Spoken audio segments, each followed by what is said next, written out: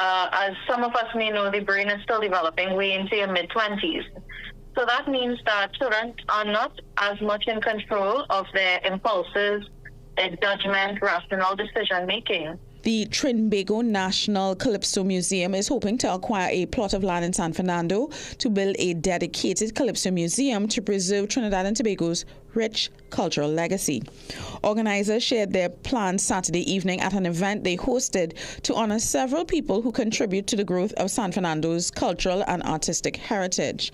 They included the Shakunia Medal recipient and CNC3 cameraman Ivan Tulsi and reporter Yvonne Webb.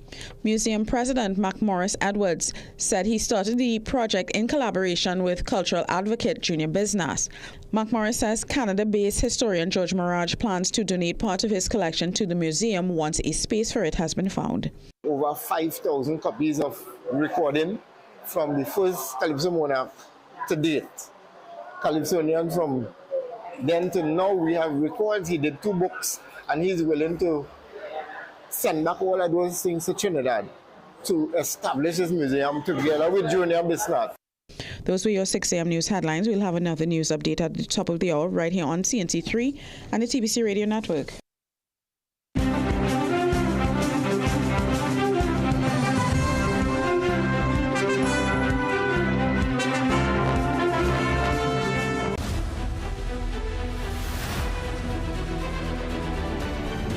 The Morning Brew is brought to you by Omega XL. Live long, stay strong.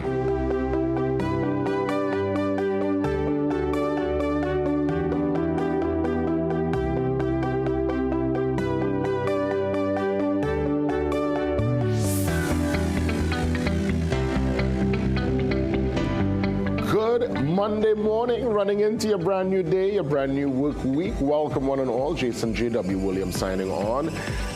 Indeed a pleasure and treasure always to be in your company. I'm here with you till 8 a.m. It is action-packed, lots to go through. Obviously a weekend filled with lots of activity, and it's all there via the news cycle. So let's see what's happening via the Trinidad and Tobago Guardian. Again, good morning to you and yours. Great to be here. Had a fantastic time at the harvest yesterday in Erin, where I spent my formative years as St. Francis RC had their beautiful harvest right there in the savannah. People from far and wide. I know there was harvest also yesterday in Morocco, St. Joseph. We had Father Woodruff speaking about that last week, and there was also harvest in Grandy and I believe La Romaine. So, you know, it's happening all over. People just going out and families and good clean energy and fun. So I'll talk a little bit more about that later when we open the lines, but let's see what's happening via the news cycle. There is lots to speak about this morning because with this, well, reshuffle as it were, we'll get some perspective from David Abdullah, political leader of the MSJ, concerning the portfolio reassignments. I think we should more call it a portfolio reassignment exercise where 18 ministers are affected in surprise cabinet reassignments. They're saying here, well, at least, you know, we'll get a chance to go through some of the names and see who's doing what. Some movements for Minister Roger Alexander, Minister Saddam Hussein, a couple others in the mix. So by all means, we'll get a chance to unpack that story later on. For those looking to get all the intimate details, you can read up all about it via pages 6 and 7 inside today's Guardian. A story that really broke my heart, this hit and run situation that transpired with a lady who, I believe from what I saw on the news, she lives in Maloney. Accident victim Simone Rose. I want to really send heartfelt and deep condolences to the Rose family. A lady in her prime, I think was mentioned last evening in the news, mid-40s. On the shoulder, you know, coming out of a vehicle, and this car clearly speeding hit Miss Rose and go on its way, and to that person, well, when they catch you, it's going to be a whole different legal ramification, and you're going to be in a serious bind because that's vehicular manslaughter and reckless driving and the works. They'll throw the book. But I want to know how people could live with themselves, how you're able to sleep.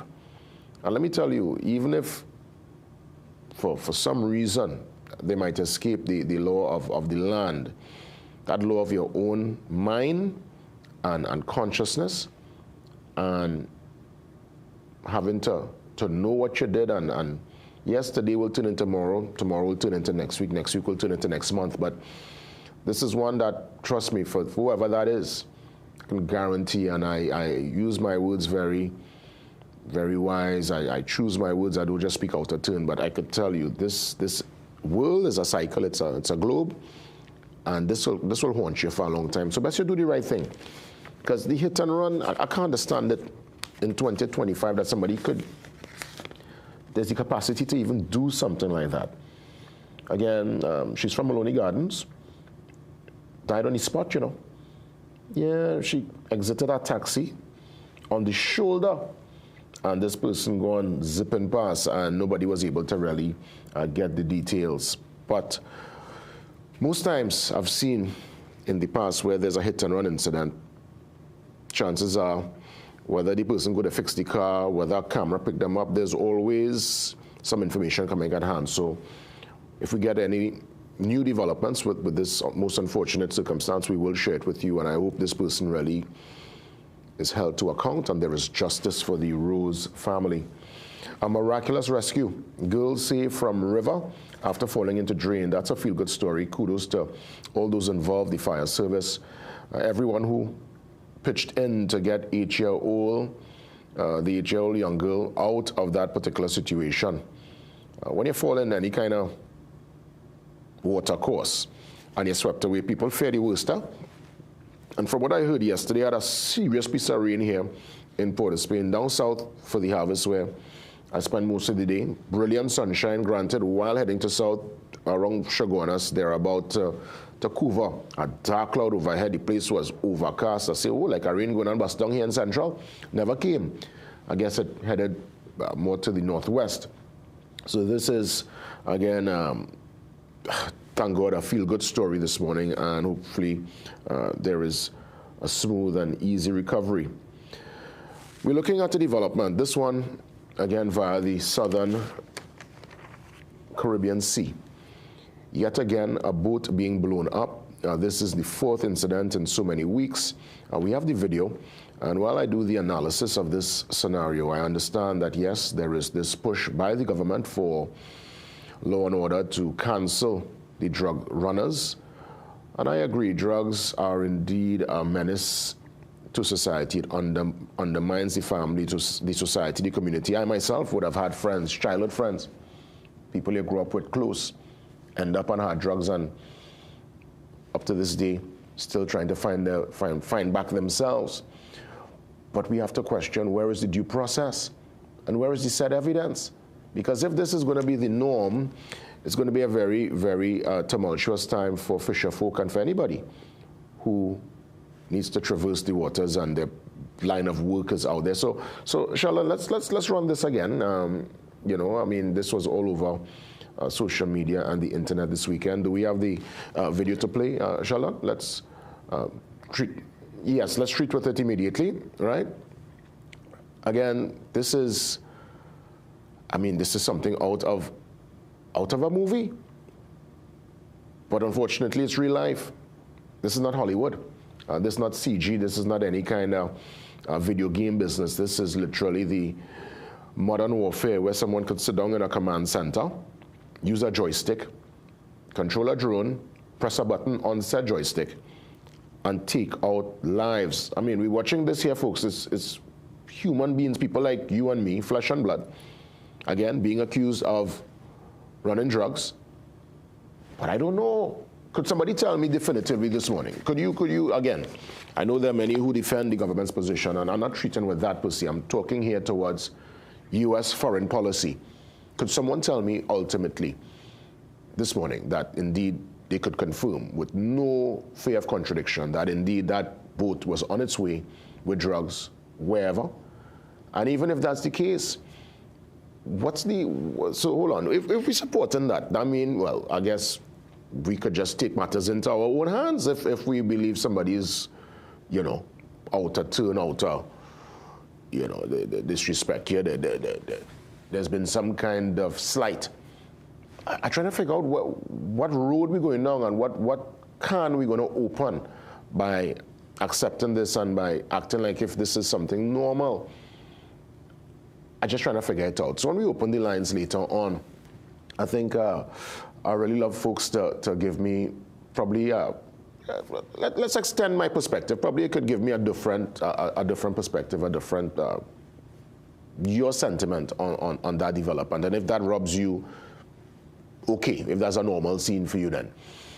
Because for me, I'm thinking, law and order and due process and since when, bigger nations, and indeed we know what part of the world we live. We are in the West and we are dominated by, indeed, the mighty U.S. They obviously have, there is that particular controlling interest in many parts of the world via the U.S. I mean, they are indeed a world power. But when someone is a world power, guess what? You could do whatever you want, whenever you want, however you want, wherever you want. I guess, well, if that's the case, well, as they always say, in life, there are rules and rulers. And indeed, they are the latter, and I guess we have to fall in line. But do we just sit quietly by and just stay quiet about it? I think we could ask a question. Nothing wrong. It can never hurt to ask a question. And that's what I'm going to ask the nation this morning when we open the lines, to give me a little deeper perspective as to your take on that kind of activity. The fourth, so far, the day one of our fishermen, God forbid, get caught up in that, it would be a whole different story. Yeah? And I'm not suggesting that our fishermen will, but I just say, let's say they get it wrong one of these days. So far, they say they're going after drugs. Okay. Still, there should be due process, but let's say the day they get it wrong, what's going to be the chorus line at that point in time? So we'll talk on it later for sure. Let's head to the back page. Some sport, that's right. Now, Yaya Cordner, that's right, Yaya, who did not feature for the women's senior team for quite a while. Yaya was still, Yaya's around the time of Melee and that particular run a couple of years ago when we just, again, and we would have made it to the World Cup, the women's FIFA World Cup. But Yaya calls up and they're booking a Reggae Girls game, 2 friendlies. So that's a great development there. I mean, we wish Coach Eve the best. That's the new coach now. He was the coach of the men's team. Now he's moving on to the women's team, and he able to secure 2 friendlies with the Reggae Girls. So that's some action there. Also, passing through, Jaheim Bailey of Fatima College attempts to pass St. Augustine Secondary's Riquelme. Big football name for Riquelme McCullin during the Secondary Schools Football League game. Fatima won this one 5-1. Also, condolences to TNT and West Indies World Cup hero Bernard Julian. He has died. Lots of different tributes coming in, especially from one of his close friends, Everell Gally Cummings. So indeed, rest in peace and condolences there to the Julian family. A quick note before we get to the brief. Critical, as in must win, do or die. TNT men's senior team, we are coming up against Bermuda in a couple of days. As a matter of fact, the 10th, that is days from now. That's what, on Friday? It's a must win for us as we head to their home. We're in Miami right now. The team is there doing their training camp. It's international break, so all the international players will be flying in, probably already in camp there in Miami. They leave for Bermuda, I believe, on Wednesday. And we get ourselves ready for what is a must-win at the National Sports Center. The game is from 6 p.m. The men's senior team against Bermuda in what is a must-win. And then we go across to Curacao and also what is also considered a must-win if we have any hopes of making to the World Cup in 2026. Let's head now to the brief. Calypsonians call for their own museum. That's a call being made, and they want to house it there in San Fernando. And why not San Fernando, a place rich with cultural history? I think it's a good look. It's a good call. We need to preserve the culture, and especially the Calypso, because Calypso, as I would have mentioned, it is the foundation for everything that we stand on today. That's the shoulder that everyone would have leaned on. Are we talking here? Soca, raga soca, reggae, people tend to forget that Calypso was out here long before reggae music, and reggae took elements, and don't take it from me, Bob Marley said it, people like Jimmy Cliff said it. These are men that said it in interviews, and it's documented, so anybody who gets into a kind of argument concerning that, it is a circular argument, because some of the pioneers and the greatest within reggae said that they took lots of the influence from Calypso, because Calypso was already established. Remember, prior to reggae, it would have been ska and then the rocksteady and these different things. So obviously, you know, Kaiso or Calypso, it's a gem. It's a regional gem, a regional treasure, and we should cherish it for all times. All right. With that being said, let's take the pause, as mentioned. Later on, we touch base with the MSJ political head, David Abdullah. But up next, as always, the movers and shakers get the priority on a Monday morning. It's your boss report, and Sarud will give us the latest after the break.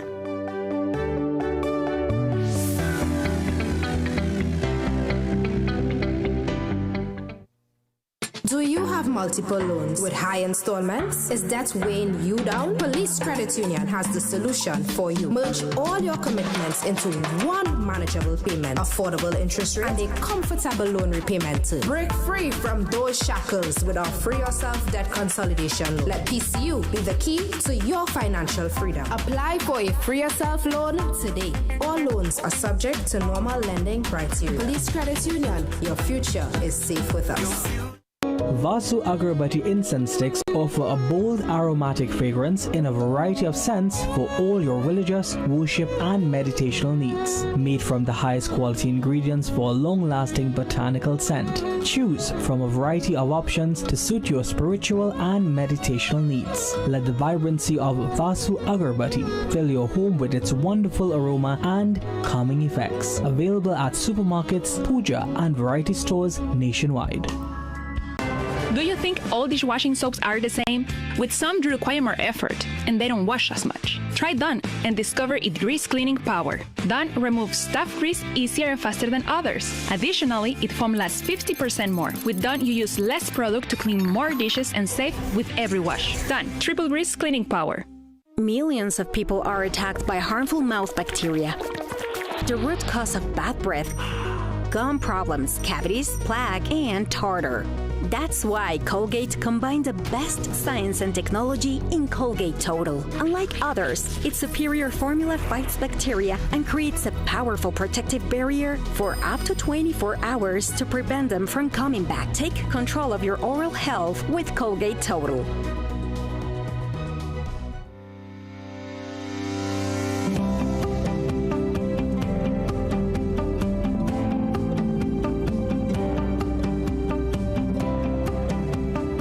Every Monday morning, bright and early, Sarud joins us for the Boss Report.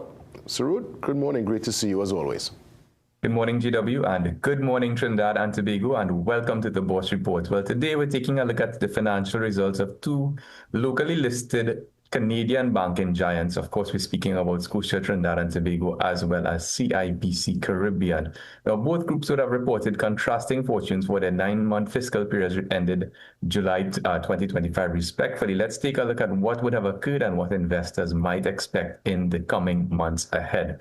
Turning firstly to Scotia, Trinidad and Tobago, or Scotiabank, or SBTT rather, the group would have reported an earnings per share figure of just over $3 for its 9-month fiscal period, as mentioned, of 2025, an 8.7% increase from the $2.77 recorded in that comparable period of 2024. Now, net interest income would have driven that improvement in results, up 8.8% from just over $1.06 billion to $1.15 billion. Total revenues coming in at about $1.56 billion. Overall, an 8.3% increase from that $1.44 billion recorded in the prior comparable period. Now, when we take a look at non-interest expenses, we can see that there was a 4.2% increase from $620 to $646 million. Overall, profit attributable to equity holders for that 9-month period, increasing that 8.7% from $488.4 million to just about $531 million. Now, when we take a look at the revenue growth attribution, we can see that, again, interest income, net interest income in that yellowish column, up that 8.8%, as well as other income increasing just about 7% from 382 to just about 410 odd million over the comparable period. So certainly positive revenue trends for Scotiabank, and of course that would come as good news for investors and shareholders at this particular point in time. Operating efficiency also improved. The lower number is better in this particular ratio, and we can see that that operating efficiency ratio fell from 43% to 41.4%. What does that mean? That means that expenses aren't growing as fast, or non-interest expenses rather, aren't growing as quickly as revenues overall. And we can see that over the comparable periods, non-interest expenses would have grown from just about 620 million to about 645.7 million. Again, that 4.2 odd percent growth. Compare that to total revenue growth of 8.3%, and you can understand why that efficiency ratio would have improved, falling from that 43 to 41.4%. Now, some changes in Scotia's total asset combination or allocation. We can see that total loans would have grown just under 2% from 20.5 billion to 20.9 billion over those comparable points in time of 9 months, July 2025 versus July 2024. A major change in terms of overall investments, with roughly a 25% increase in this particular asset segment, from 5.9 billion in that greenish color to 7.4 billion, again, that 25% odd increase, whereas other assets would have declined. So some reallocation into more interest generating or higher return generating asset allocations, and that would have been seen or been evident in terms of total revenues generated. So currently, in terms of banking sector valuation, Scotia is again at that higher end of the banking sector valuation of 12.2 times price to earnings ratio, compared to that sector average of 9.4 times at its current price of $40.50. But it does offer investors quite a juicy dividend yield of 5.8%. Scotia has historically been one of those very reliable, very consistent dividend stocks, and that is compared favorably to an already very attractive banking sector average dividend yield of about 5%. So with that strong revenue growth in mind, those attractive dividends, and keeping an eye on that elevated valuation, again, relative to the sector, BOS is maintaining its market weight rating on Scotia for the time being with a stable outlook. Turning quickly to CIBC Caribbean, well, the group would have reported an earnings per share figure for that 9 month ended July 2025 period of 47 cents per share, a 48% decline from this 90 cents per share recorded in the prior comparable period of 2024. Now, driving that performance was actually a decline in total revenue of 7.4% from 3.7 billion to just about 3.46 billion TT equivalent. Operating expenses increased 7.3% from 2.2 odd TT billion equivalent to 2.33 TT equivalent billion.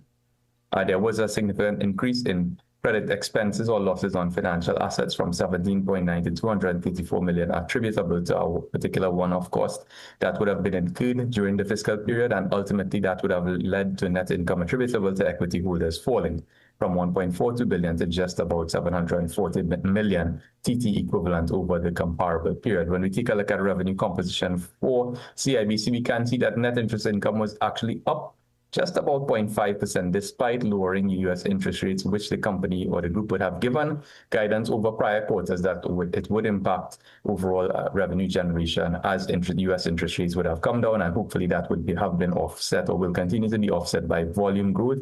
Total operating income, however, fell off just about 27% from 1.06 billion to 767 million on TT equivalent, leading to that 7.4% decline in revenue. When we take a look at profit before tax by segment for CIBC, some fairly notable changes. Corporate and investment banking in that purplish column down just about 31% from 1.25 billion to 855 million TT equivalent. Partially offsetting this significant change was an increase in retail business and international banking in that bluish column by about 145% increase from 151 to 371 million TT odd equivalent. Wealth management actually swinging from a profit of 52 million TT equivalent to a loss of 333 million or thereabouts, no doubt perhaps associated to that one-off loss related to some financial assets that would have been included in the current fiscal period. Now, when we look at valuations, again, for CIBC, that significant decrease in 9-month earnings for this period would have led to increase in the price-earnings ratio, traditionally between just around 8 times or thereabouts to 11.5 times, above that sector average of 9.4 times once again. With that lower revenue in mind at this current $8.25 price per share, those high operating expenses, but of course keeping an eye on, of course, very attractive U.S. dollar dividend payments, particularly in the current environment where foreign exchange can be an issue for investors.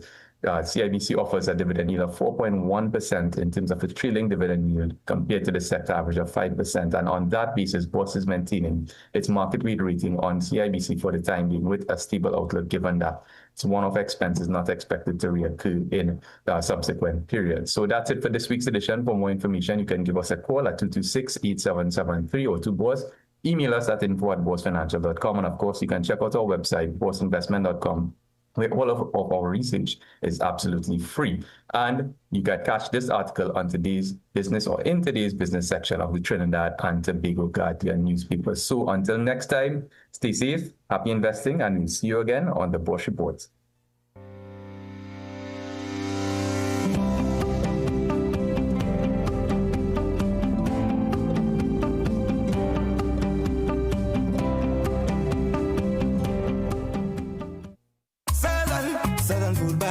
Quality food to fill your basket. Get it all at Southern Food Basket. Fresh goods on every aisle with best prices. For the best market around, high quality meat pound for pound. Get the best for less. Start shopping. Go to Southern Food Basket. Shopping how you like it. High quality at the best prices. Every aisle just right and special. So spend less at Southern Food Basket. Good food at great prices for sure. Come get what you're looking for. Period nights don't have to look like this. Move less, wake up to change. So change for a real night's sleep with Always Overnight. Its 3 times protection system absorbs, locks the fluid, and keeps it away from your skin. For protected nights without leaks. Always. Welcome to Holiday Inn Express and Suites. Do enjoy, Stacey. You want some coffee? Can I have a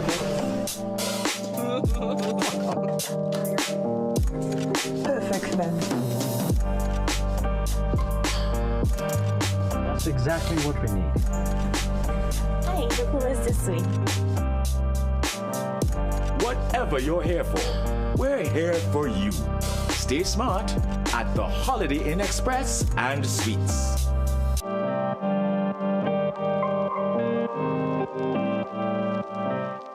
It's Jenny's exclusive Big Diwali sale. Get 25% off everything store-wide. Over 2 weeks of the lowest prices ever. Jenny's exclusive Big Diwali sale. 25% off. JD's, Princestown, San Fernando, Rio Claro, Gasparilla Mall, and M6 Plaza Chaguanas. Your low price headquarters, JD's.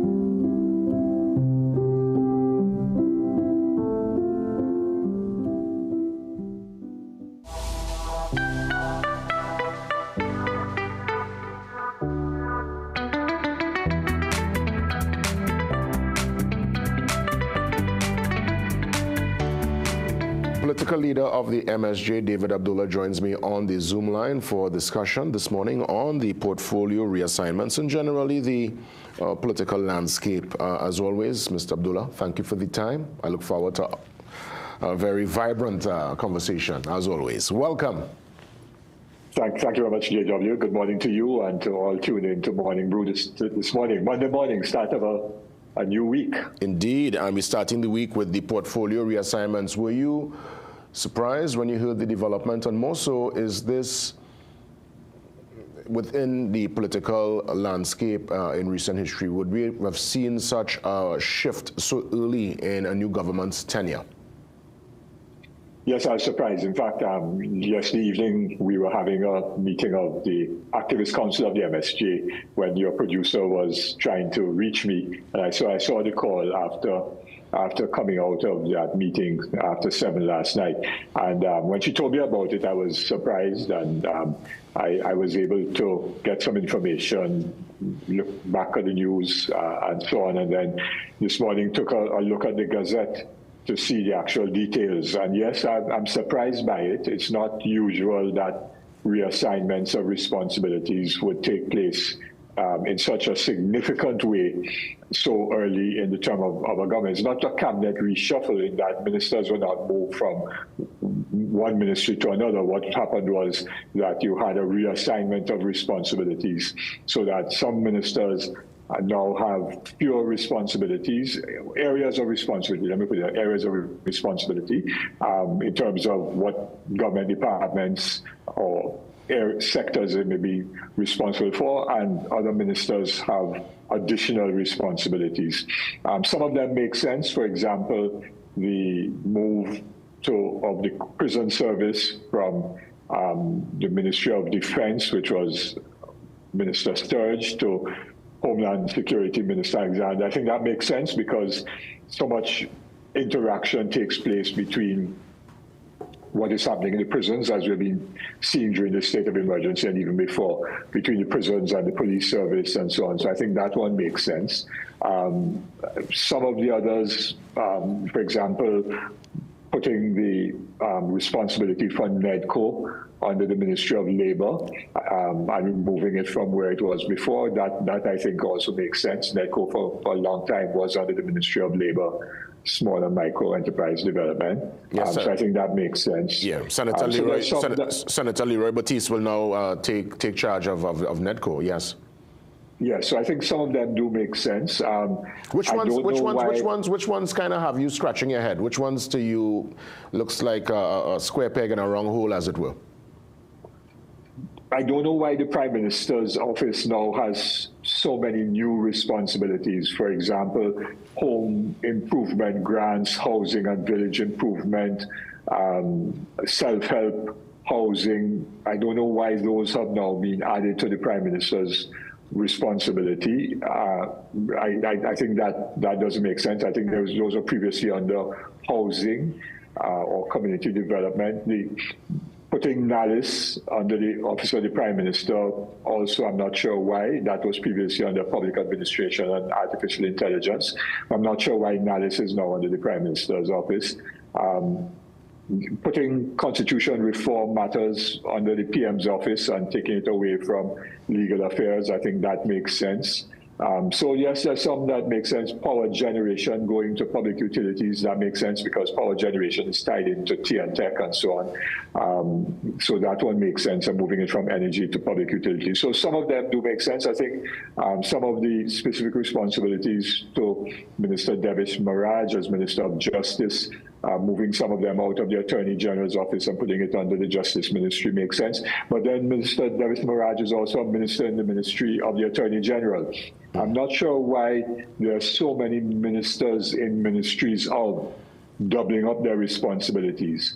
The person who I think lost the most is Ravi Rathiram, formerly Minister of Agriculture, Lands and Fisheries. All the land issues now have been removed from under him and placed under Minister Saddam Hussein, Minister of Legal Affairs and now Land. But Saddam Hussein remains a minister in the Ministry of Agriculture, so I'm not sure why he's also still a minister in the Ministry of Agriculture if all the land matters have been put squarely in his portfolio as Minister now of Legal Affairs and Land Matters. So some things make sense, but I don't know, as I said, why there's so many ministers in the Ministry of who have a substantive ministerial position themselves. You would think that Minister David Lee will not be impacted, but he is. He's no longer tasked with the squatter housing and improvement grant policies. And mind you, his ministry is one that it's him, the line minister, and he got assistance from Minister Alexander and Minister Roberts. So it's 3 ministers in that particular ministry. So you would think that all could spread across the board, as it were. Yes, I agree. And that is why I say I don't know why all of those areas of responsibility that you mentioned, and I also mentioned, are now in the office of the Prime Minister. Although the Prime Minister's office has several ministers in her ministry, but some of them have substantive responsibilities, like Minister Paderat, for example. He's substantively in charge of public utilities, which is a major area.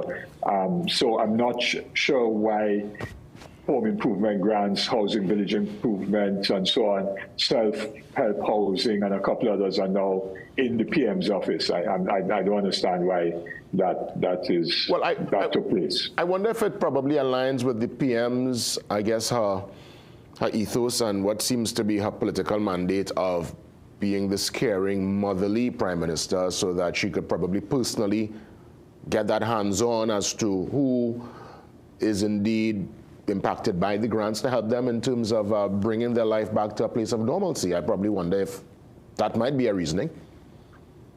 Yes, I suppose, but then she's the Prime Minister with overall responsibility for the affairs of Trinidad and Tobago. Chairs the Cabinet, chairs the National Security Council, and has a lot of other things that she has to take responsibility for directly as Prime Minister, which nobody else can take responsibility for. So if, for example, the government is engaged in, home improvement grants and so on, and she wants to be there when these things are being given out, then that will demonstrate her commitment, that she said for the people of Trinidad and Tobago. So she doesn't have to have responsibility for those areas to demonstrate that she's, quote unquote, a caring Prime Minister. Indeed.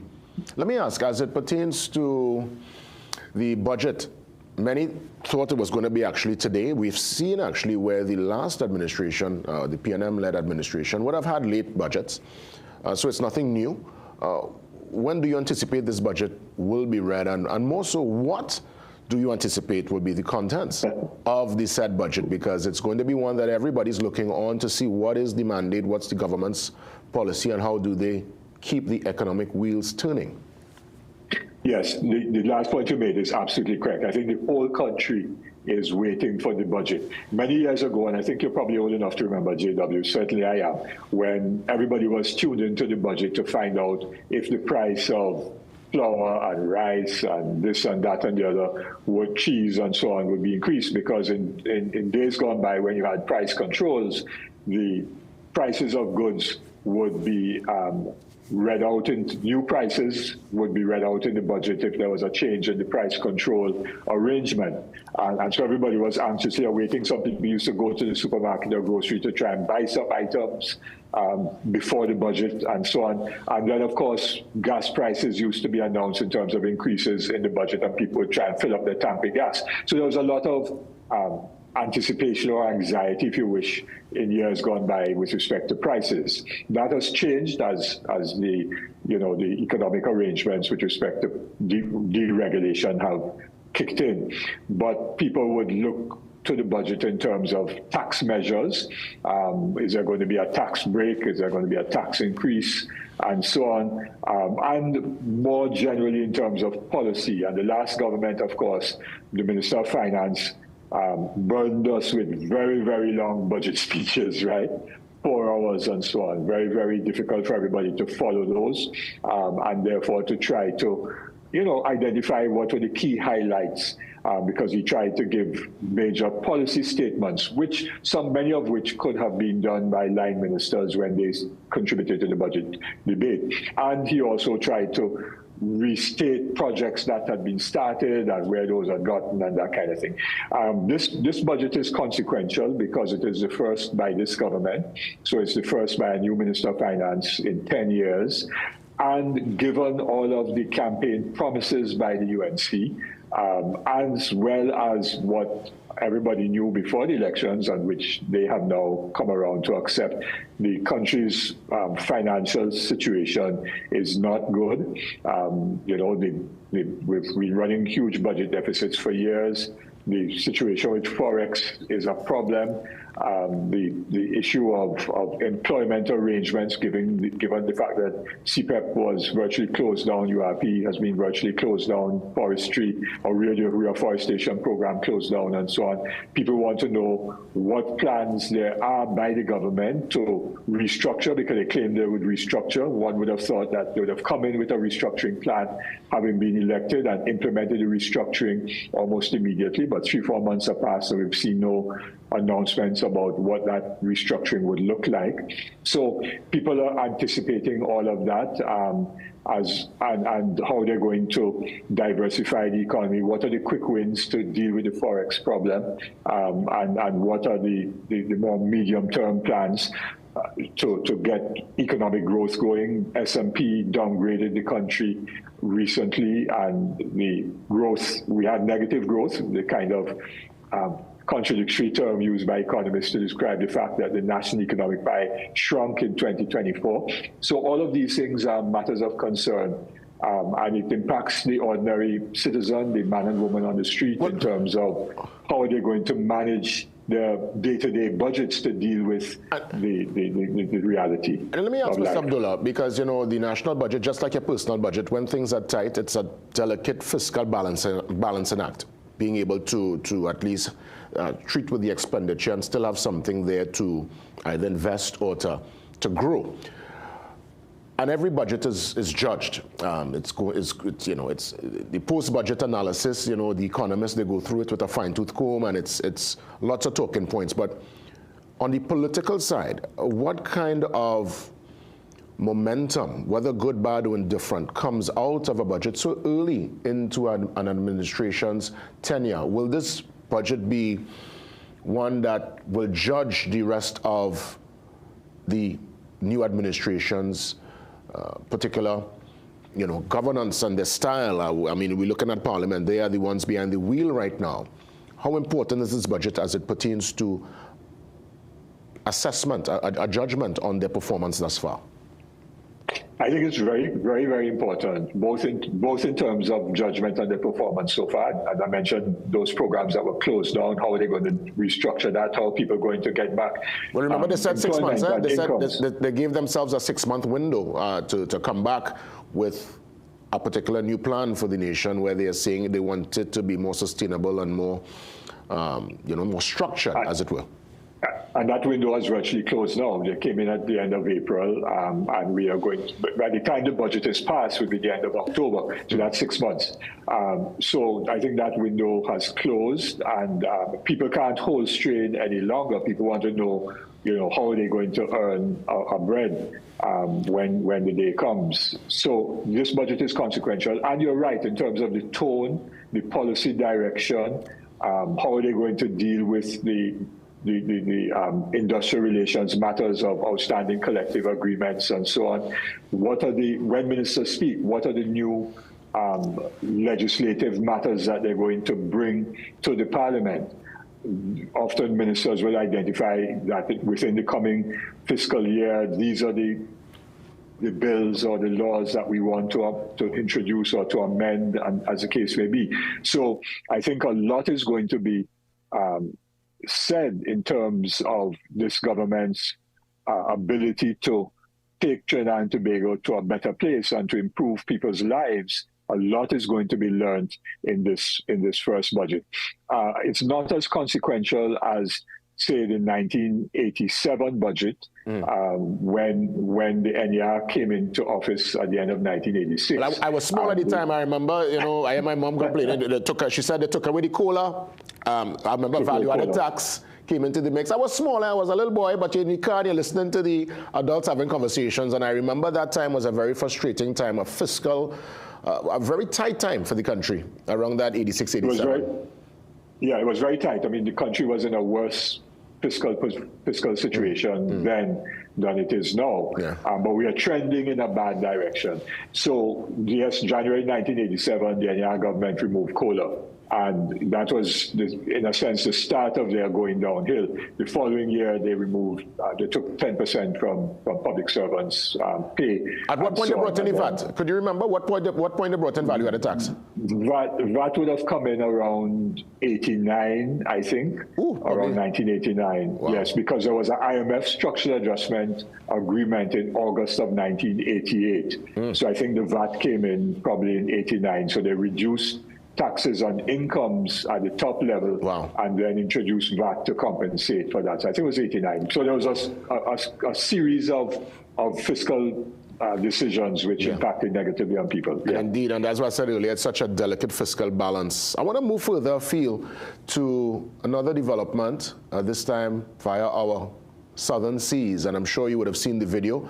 We're going to run it again. This again speaks to the U.S. foreign policy and their law and order stance and their direct strike, literally, on what they deem as drug runners and drug trafficking. Your take on this development and where we sit in the middle of all of this, because this morning in my monologue, I was just asking for due process, and I find it to be a very scary time with that kind of stuff happening in our waters, and God forbid, a day they get it wrong and they probably blow up one of our fishermen. God forbid. I mean, it's going to be a whole different conversation at that point in time. Your take on the U.S. and their foreign policy and their push towards eradicating drug trafficking with this extremely strong military posturing and stance? Yeah, so first of all, I agree with you. If you want to deal with drug trafficking or arms trafficking, human trafficking, then there's a legal way of doing that, which is to stop the vessels, search the vessels. If there are illegal items on board, you seize it as evidence, you arrest the persons on board, you take them before the courts, and you charge them, and they do the time for any crime that they may have committed.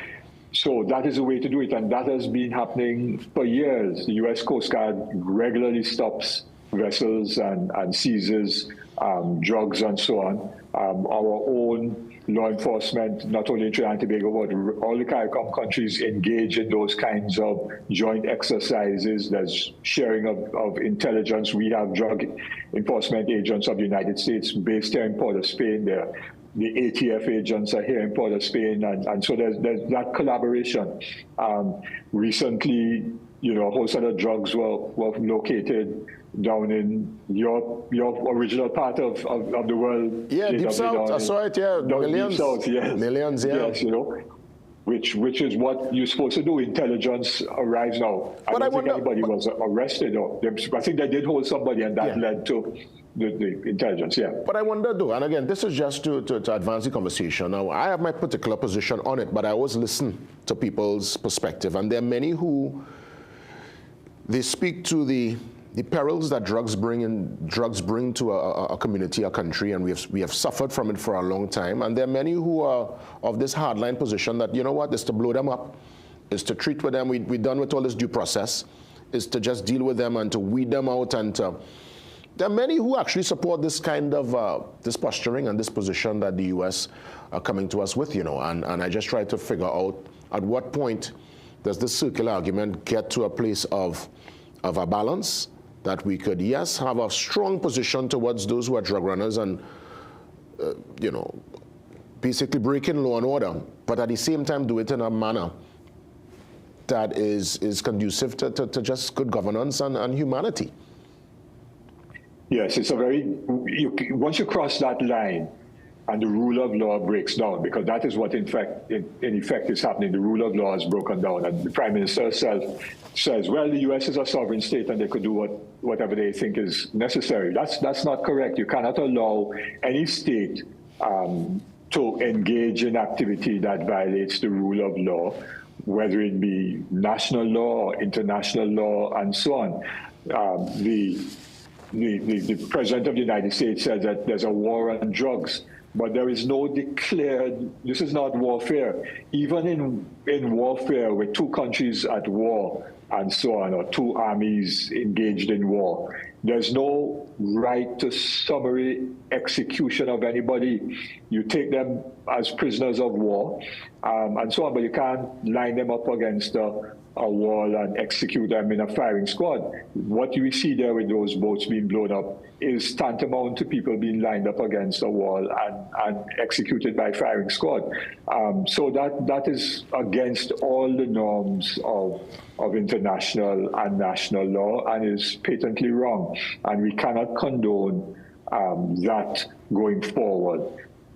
Now, the issue of intercepting a pirogue or a speedboat and so on is not a difficult thing for normal naval assets of the Coast Guard and things like that. But you don't attack them with drones and just blow up people. You don't know what they were doing, and the US has provided no evidence to show that, in fact, those were narco traffickers and they had on board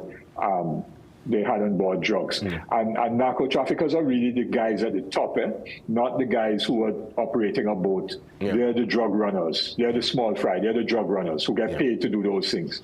And Trump says they were going to enter the United States. Those speedboats can't get anywhere close to any U.S. border, not Puerto Rico, not U.S. Virgin Islands, far less Miami. Yeah, well, Mr. Abdullah, as always, sincere thanks. Let's touch base soon. And I guess probably after the budget, we'll get a chance to do our post-budget analysis. Have a great week ahead, and thanks for the perspective. Yes, and just very quickly, the People's Roundtable, which I convene, will be issuing, unfortunately the budget is late for us because we were late in developing it, our budget proposals, which deal with diversification and so on. We plan to have a media conference tomorrow. We are signing off on the draft document later today. So look out for that, which gives not a complete statement of all the issues that need to be addressed by the government, but certainly issues around diversification, transformation, empowerment of people, forex, employment, things like that. Mr. Abdullah, as always, sincere thanks. Thank you very much. You're most welcome. We take a pause. We come back. We have some housekeeping to treat with before the 7 a.m. news update. See you soon.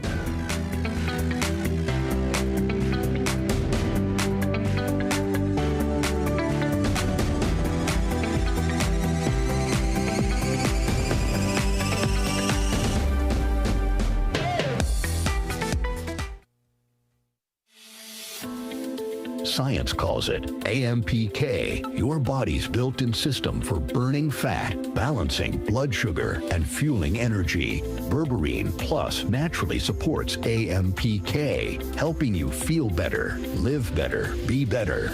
Available at Pennywise and leading pharmacies nationwide. Berberine Plus, powerful results naturally. Ho, ho, ho, ho. Start the season sweet with Jimmy Abood's annual Christmas and October sale. Get up to 60% off on curtains, sheet sets, floor mats, upholstery fabric, and more. Shop now at the last big sale of the year. Victor, why are you still living with bad odors? Instantly refresh your spaces with Febreze. Smell like leftover fried food? Instant freshness. Febreze, your home smelling fresh and clean. Find the limited edition at your favorite store or supermarket. Need to upgrade to a better phone system? Contact the experts at Voice Outsourcing. In office or remote, our phone system allows you to take every call. Grow your bottom line by offering excellent customer service. Call 217-1895 or 628-8182 or email today. Join Pastor Gino Jennings for our second Trinidad and Tobago Holy Convocation at the Centerpoint Mall, Centrum Auditorium, 325 Ramsaran Street, Chaguanas, Trinidad. Services are Saturday, October 11th at 6 p.m. and Sunday, October 12th at 11 a.m. and 6 p.m. Again, Centerpoint Mall, 325 Ramsaran Street, Chaguanas, Trinidad. Saturday, October 11th at 6 p.m. and Sunday, October 12th at 11 a.m. and 6 p.m. For information, call 267-989-9189. Some of us like to test limits, but there won't always be second chances. Obey the speed limits. Maybe you don't value your life, but others value theirs.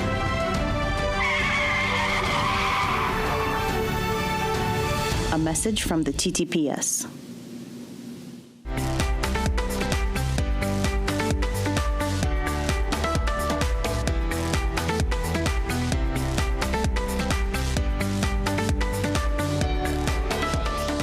Four minutes before 7, let's check in with our daily health tip. Enjoy. The Daily Health Tip, brought to you by Omega XL, where health is wealth. Are you tired of dealing with joint pain, stiffness, or just feeling run down? You're not alone, and believe it or not, chronic inflammation might be the sneaky culprit. It's more common than you think, and it often flies under the radar until it starts affecting your daily life. Let's dive into a little science. In a major 2019 study involving over 120,000 participants, researchers uncovered something incredible. Omega-3 fatty acids, the healthy fats found in fish oil, can significantly reduce inflammation throughout the body. That means less pain, improved mobility, healthier joints, better heart health, and even a boost in your energy levels. But here's the real eye-opener. People who took just over 1 gram of omega-3s a day saw even more dramatic benefits. Imagine what that could mean for your body if you're consistent with the right supplement. And that brings us to Omega XL. This isn't your typical fish oil. Omega XL is a premium omega-3 supplement made from a unique oil extract sourced from the green-lipped mussels of New Zealand's clean, pristine waters. It's a powerful, highly concentrated formula that's not only backed by over 30 years of research, it's also trusted by thousands worldwide for relieving joint pain and supporting heart health. What makes it even better? It's gentle on your stomach, contains no fishy aftertaste, and delivers results you can actually feel. Whether you're an athlete, a busy parent, or just someone who wants to feel better day to day, Omega XL is a game changer. So, are you ready to say goodbye to inflammation and hello to a better you? Make the move toward better health. Try Omega XL today and feel the difference for yourself. The Daily Health Tip, brought to you by Omega XL, where health is wealth. Magical Expressions Limited is the largest local importer and distributor of fresh cut stems, offering the widest range of beautiful flowers at the most affordable prices. Call us today at 701-6488, 701-6680, 728-6786, or visit our website to order. The detergent smells nice while washing, but when you use the new Downy Intense fabric softener, with its new multi-capsule fragrance, it releases an intense scent that lasts twice as long. With the new Downy Intense, you'll enjoy a rich and delightful fragrance that keeps you feeling fresh 24/7. Things don't always go as expected. Be ready with Trinry for auto, home, business and group life. Call us at 800-TRIN or visit trinry.com today. Huge insurance premium. Pay your premiums bit by bit with FlexiPay from Trinry. For more manageable auto, home and commercial insurance payments, call us at 800-TRIN or visit trinry.com today. Trinry, premier insurance coverage for less.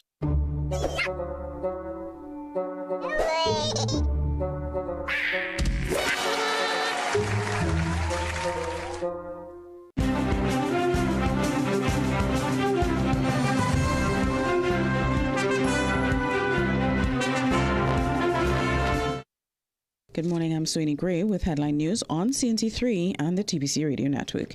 In a heart-stopping rescue that could have ended in tragedy, an 8-year-old girl was saved from a raging East Dry River after being swept nearly a kilometer through underground drains during intense rainfall. The child, who lived on Ward Lane in Gonzales, was reportedly playing when she was pushed into a flooded drain by another child around 3:45 p.m. on Sunday. In an instant, the powerful current dragged her beneath the surface and into a network of underground drains that empty into the East Dry River. 2 officers on mobile patrol along Piccadilly Street sprang into action once alerted.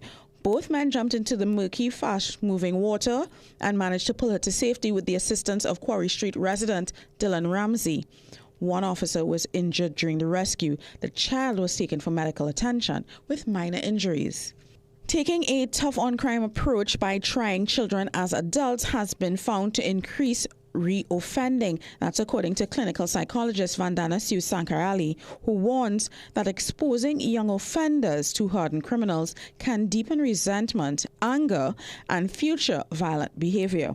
She was responding to CNC3 News' top story Saturday evening, in which Homeland Security Minister Roger Alexander said it may be time for the nation to consider trying children as adults in court. Taking that approach overlooks the critical developmental differences between child offenders and adult offenders. When we look at how children and adolescents are developing, they are still undergoing significant brain development, emotional, social, moral development. As some of us may know, the brain is still developing way into your mid-20s. So that means that children are not as much in control of their impulses, their judgment, rational decision-making. Sanka Ali says research over several decades shows that punitive measures don't make communities safer. Instead, they set the stage for future criminality. And former Trinidad and Tobago and West Indies all-rounder Bernard Julian has died. He was 75. Julian, a member of the victorious West Indies 1975 ICC Cricket World Cup squad, was often referred to as a stylish, versatile and dependable all-rounder. Those characteristics came to the fore during that 1975 tournament in England, and in particular, his ability to swing the ball in the early years of one-day internationals. Julian played 24 tests and amassed 866 runs at an average of 30.92 and scalped 50 wickets at 37.36 for the West Indies. Despite being masters of different disciplines, legendary Trinidad and Tobago footballer Everett Gally Cummings reflected on his childhood friend. We all played for Paragon Sports Club. He played cricket for the Paragon team, and I played football. So we always came together in some way or the other. The Lord just brought us together. And then it so happens that we end up being joint winners for the sports personality, the Whitco Sports Personality of the Year award. Those were your 7 a.m. news headlines. We'll have another news update at 8 a.m. on the TBC Radio Network.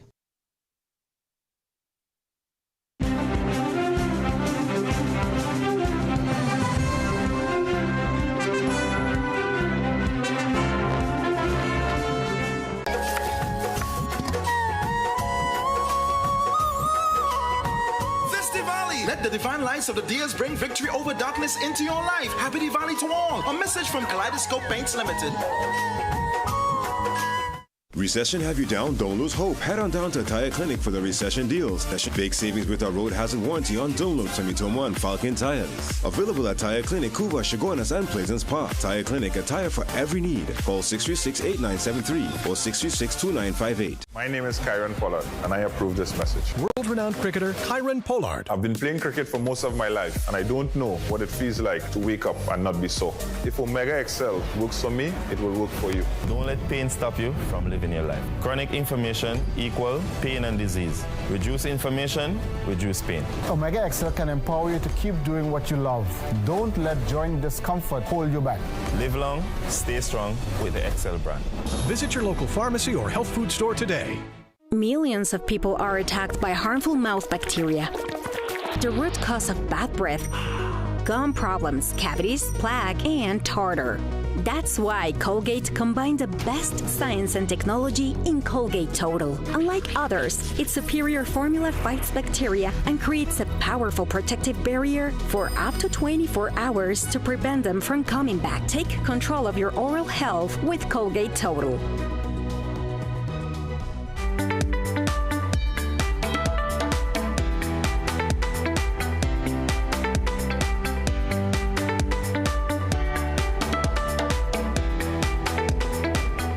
Welcome back. 5 minutes after 7. It's your second hour on this Feel Good Monday. I mean, obviously, lots happening in and around the country, regionally, on the international front. I mean, the U.S. right now, I mean, they are heating up. Chicago to Oregon, you name it, ICE and the different protests that's happening there.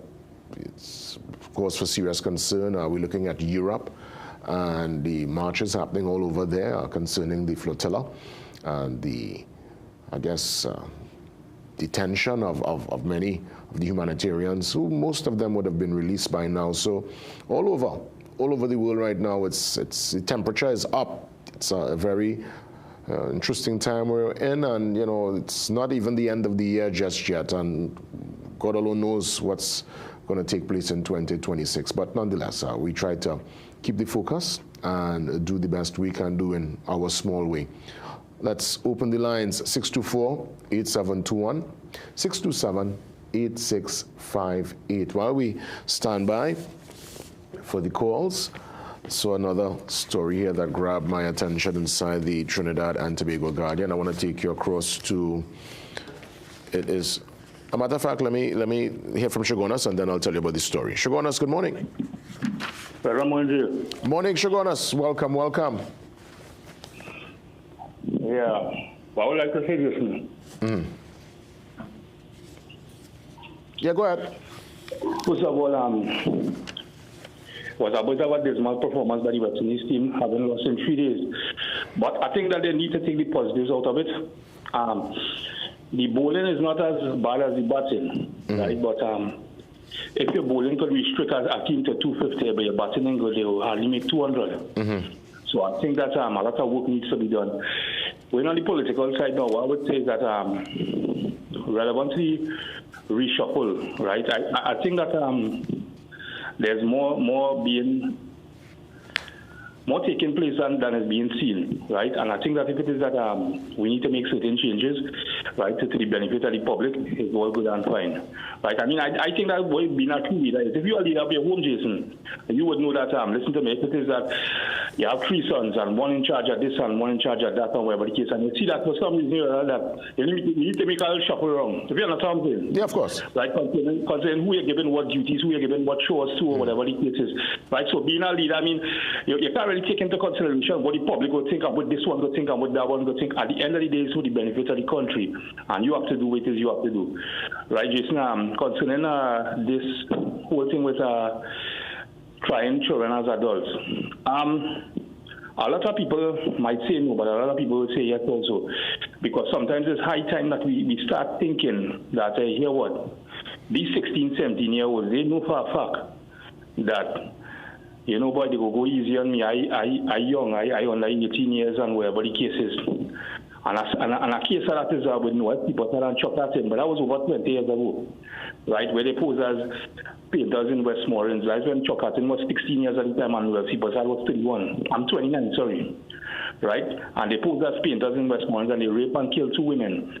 And right now, Chuck Hatton is at the president's pleasure relevant to being released. And University Bossard has been committed to life in prison, having served time on death row.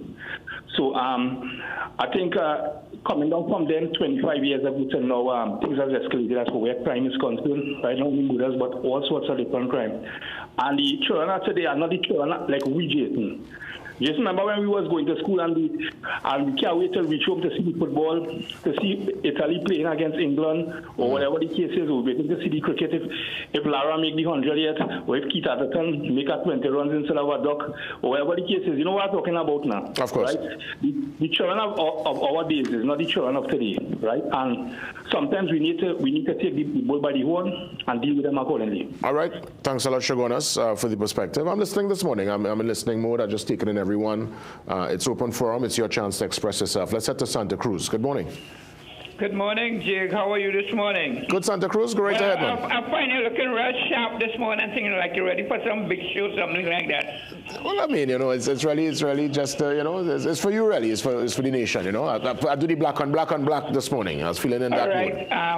Well, the first thing I want to know if you make any headway with my request for the whole question of the Saddle Road, the High Bush and the Brand Lara ground with the amount of High Bush around it, which is the responsibility of the regional corporation with respect to the Brand Lara ground. Yes, I will have until. The Ministry of Works is responsible for the Saddle Road because it's getting worse, and the mist don't move away until around 7 o'clock. The mist has started, but outside of that, the whole road is misty, and you can hardly see the other side of the road. So I think that is very critical and very important in terms of dealing with that.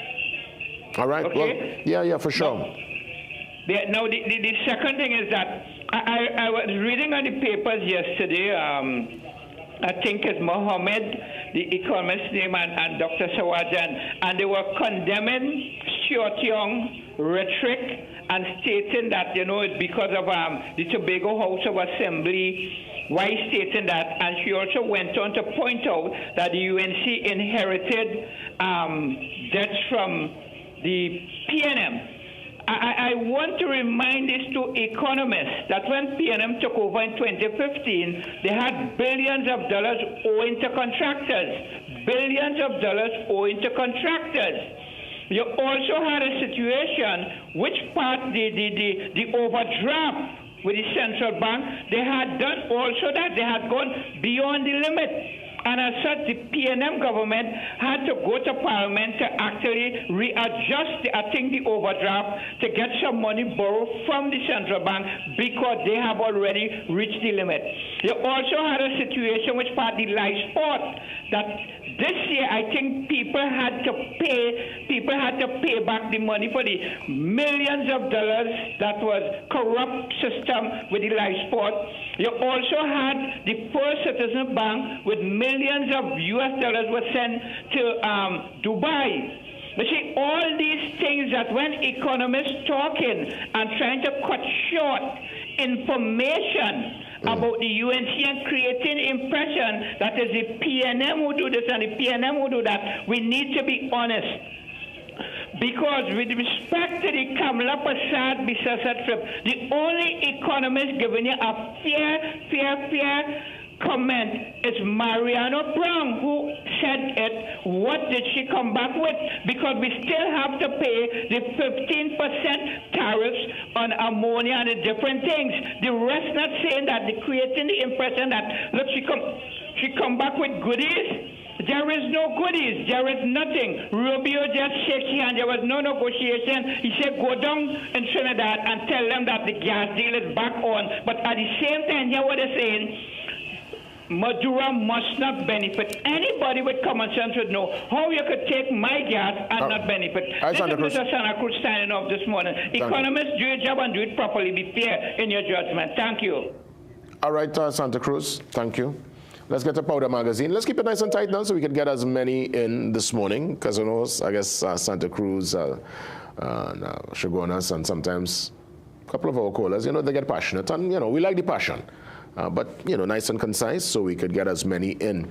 Feel free. Touch base 624-8721 and 627-8658. Yes, so as mentioned, let me hear from Powder Magazine, and then I'll tell you about the story here on page 11.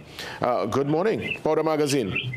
Oh, yes, good morning. Always look dapper. Nice show indeed. Thank you. That last caller, they will get over.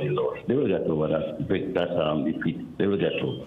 I just want to take this opportunity in saying that condolences to the family of Bernard Julian, who passed away over the weekend. Yes. As you know, was a renowned Ace cricketer, one of the better ones in the game. Yeah. And out of Caranad, a PLC boy, and played Test cricket. One of the ones who played it at 1975 World Cup, right? Yep. Winners, right? And I want to take the opportunity. He actually born in Caranad, but he lived on Powder Magazine here for 15 years. Okay. He was here living here for 15 years on the compound here. So, it really hit us hard here to hear about his passion and thing. And I want to take the opportunity on behalf of the people of the area and also my own family. Condolences to his family on this passing. And may his soul rest in peace. He made an indelible mark on the landscape of cricket in Trinidad. He was a really, a different all very talented. Yeah. And he will be dearly missed by all. But thank you for giving me this opportunity. Of course. Away from the politics. Of course, and we thank you for the tribute. Matter of fact, inside the Guardian today on page 38, there's a beautiful write-up speaking to his time in the sport with cricket and so many paying different tributes, and indeed his legacy is one that will live on. The late Bernard Julian. So I want to mention really quick here, the PM gave the teachers a nice you know, a nice commendation, hailing them as torchbearers of nation building.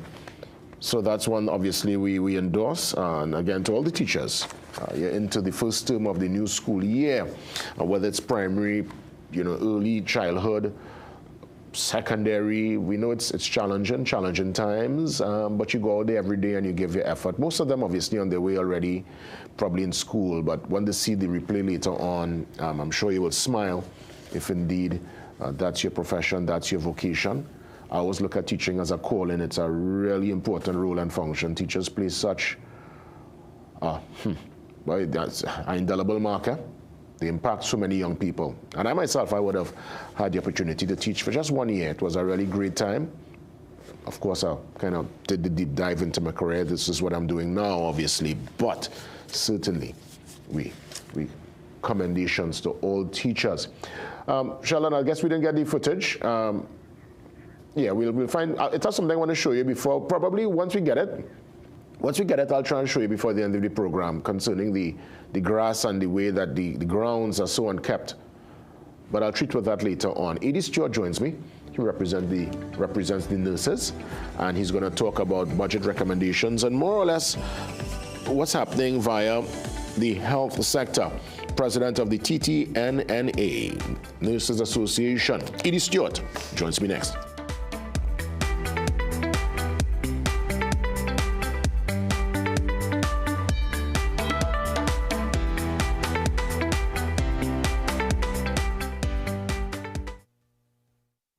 For those who try Omega XL and they say it didn't work, try it again. Whatever I was using, this Omega is the best. Remember, you deserve the best. Choose Omega XL, a supplement that I can assure you is committed to helping you live a long life and a strong life. Live long, stay strong with Omega XL.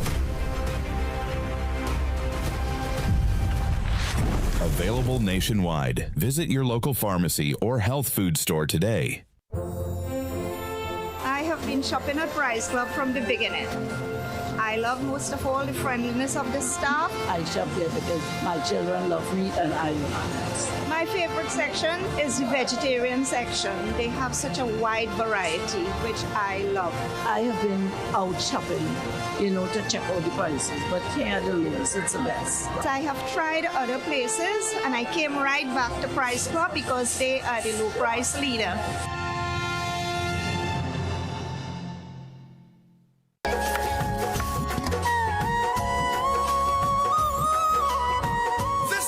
Let the divine lights of the Dias bring victory over darkness into your life. Happy Diwali to all. A message from Kaleidoscope Paints Limited.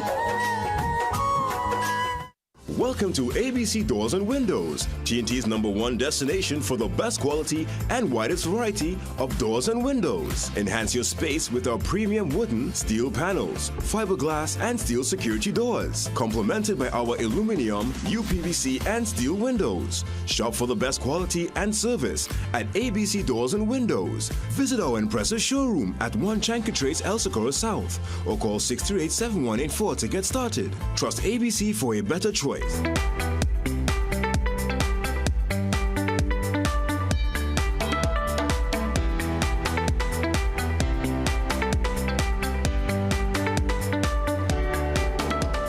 Edie Stewart joins me. Of course, Edie represents the nurses, and obviously, Edie being on the ground, listening to the concerns of the hundreds, or even probably thousands of professionals in the sector.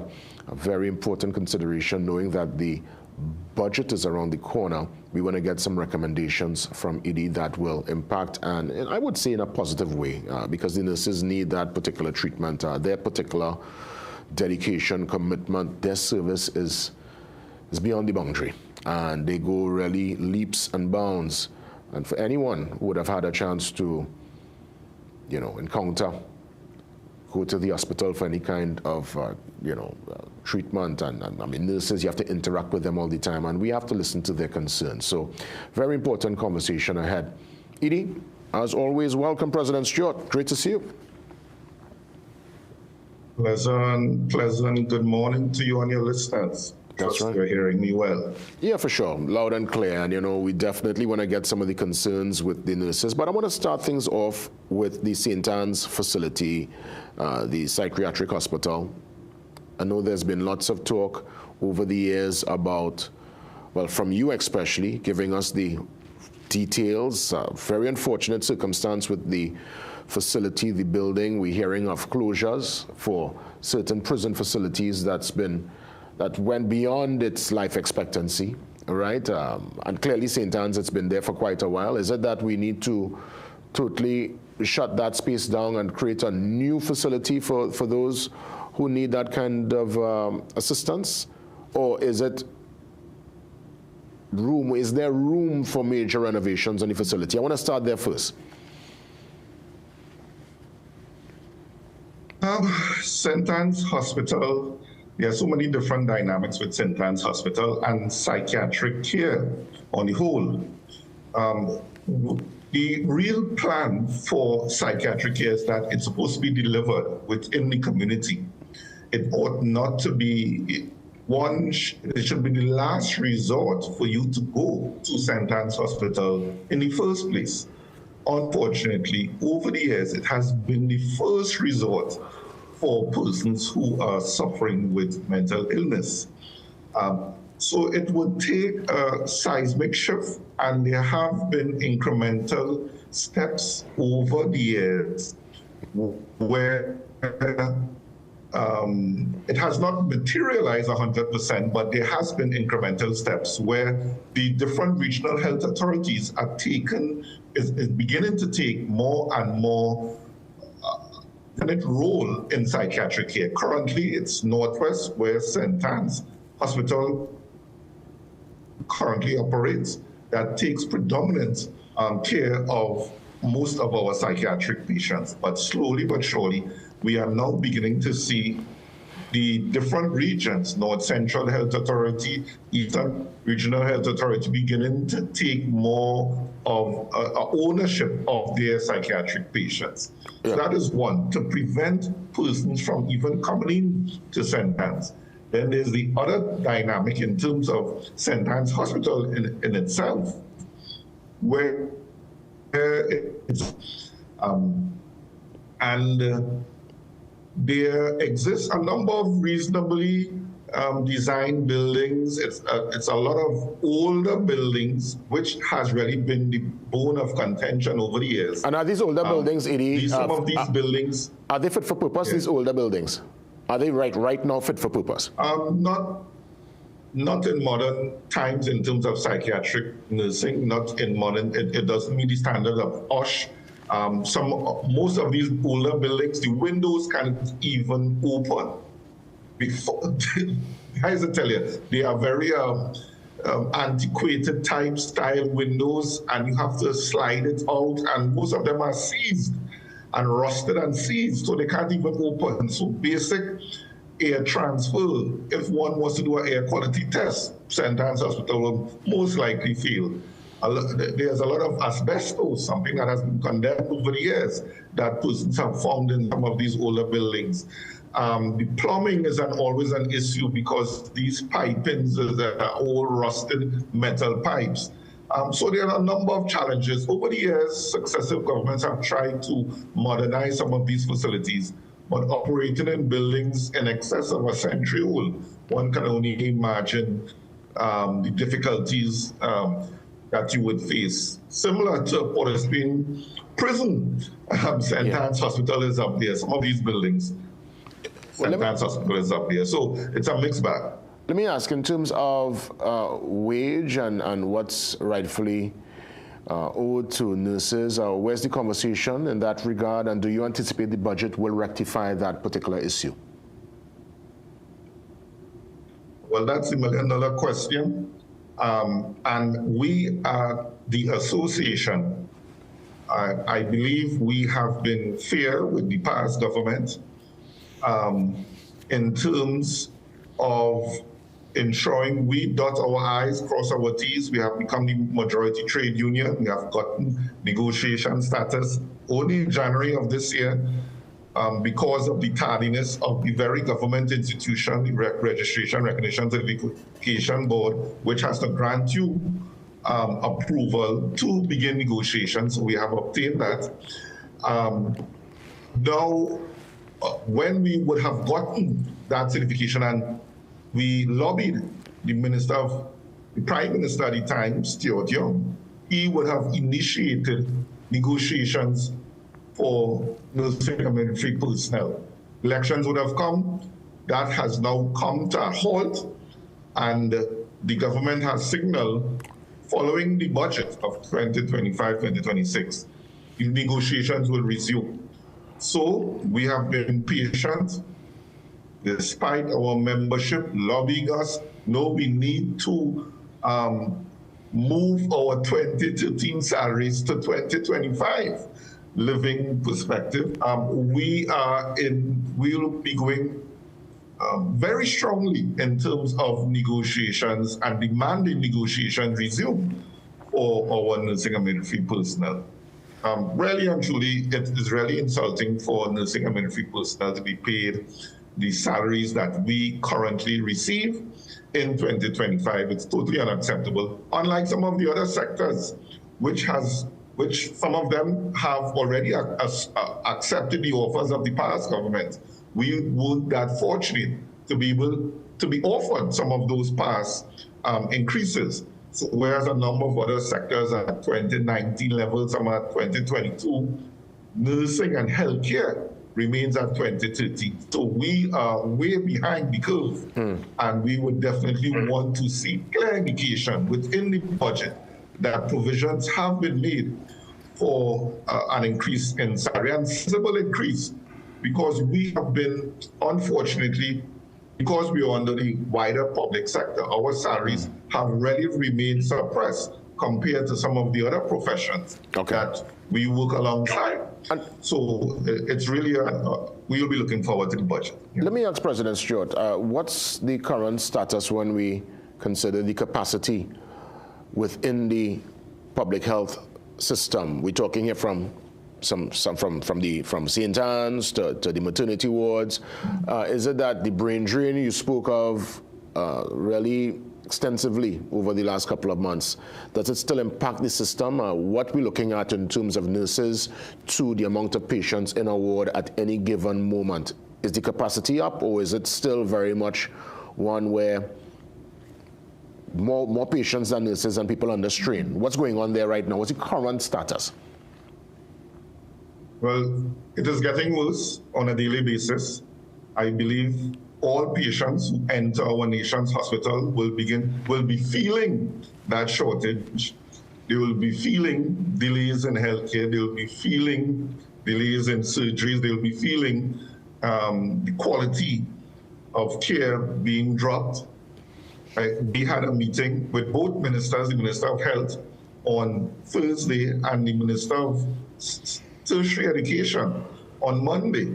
And we would have articulated to them that all throughout the world, places are facing a shortage of nursing and military personnel. They would be feeling strains on their budgetary allocation for healthcare. But what all countries are doing are finding unique and innovative ways to compensate nursing and military personnel, to retain them within their shores, and then attract foreign nurses to their country to make sure they reach a minimum standard. In Trinidad and Tobago, we're actually doing nothing.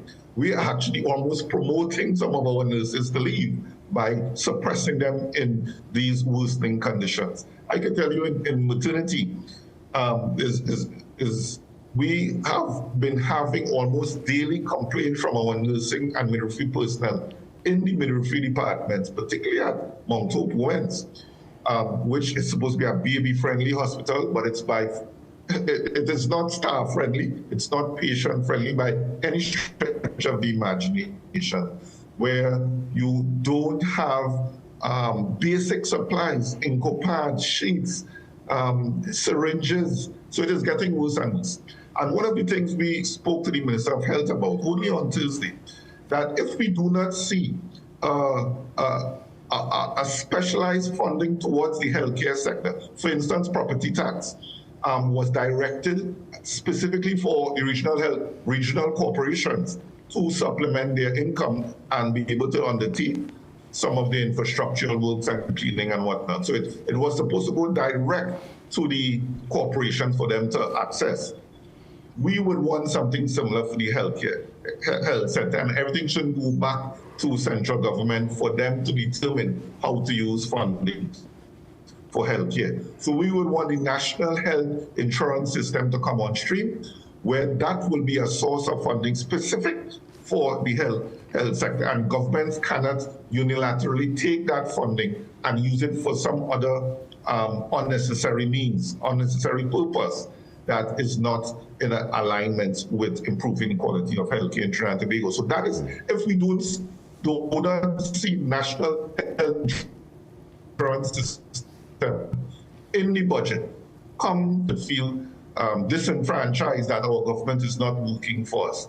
If we don't see health sector accreditation provisions being made for that authority to be set up to ensure the quality of healthcare is standardized and improved within Trinidad and Tobago, then the budget is of no benefit to us as citizens, and we just down this same flow role that we have been going down for over the times. And then finally, and if we don't see significant measures to recruit and increase the compensation, increase the patient to nurse ratio, if we don't see that provisions being made, then really and truly there'll be no real improvements in the quality of healthcare in Trinidad and Tobago. So those three things, major things we are looking at: national health insurance system to improve the finances of the healthcare sector, health sector accreditation to improve the quality of the health sector, and then the patient to staff ratio to ensure the safety of our patients are maintained. And you presented the recommendations to the relevant authorities, to the powers that be?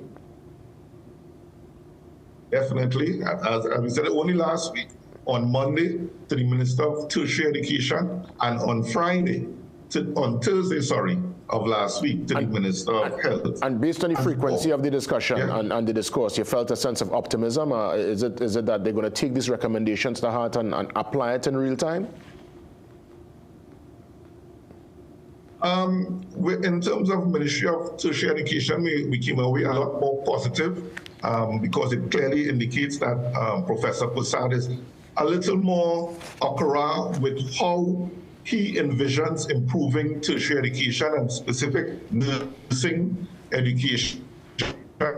And we would have demonstrated to him there's no other sector that warrants his intervention at this time more than nursing and midwifery plus. There's no other place, no other sector calling for a dramatic increase in human resource. In fact, the opposite is true, where we are spending too much funding towards other sectors when we should be directing it to where we are short in nursing. So we would have made that, and he understood that, and his team understood that. So we came out with a little more confidence with regards to the Ministry of Health. We are kind of 50-50. We are not sure because we know a number of players are trying to impress their importance on the minister, but we would want to indicate to the minister there's no other category of worker that he needs to place his emphasis on.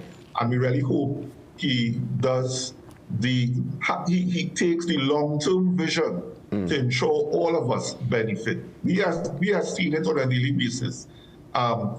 Successive years of neglect, we are seeing on a daily basis where it is negatively affecting you, the patient. And we will really want to reverse that tide. And this is the starting point. If we don't see it now, it makes no sense. And a whole year and a half will go before the next budget.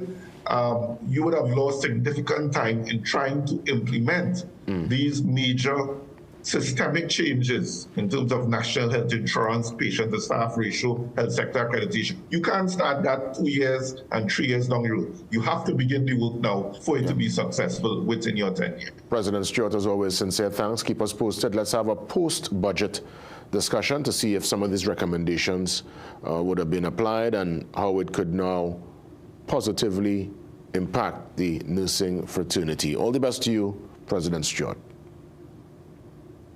Thanks so much for having me. You're most welcome. Edie Stewart, President of the Nurses Association of Trinidad and Tobago. Let's get ready for the Color Splash, the World Day of Bullying Prevention. It's happening Wednesday, 15th October. Full details, Secondary Schools Anti-Bullying Conference. It's another year and another Color Splash. Details after the break.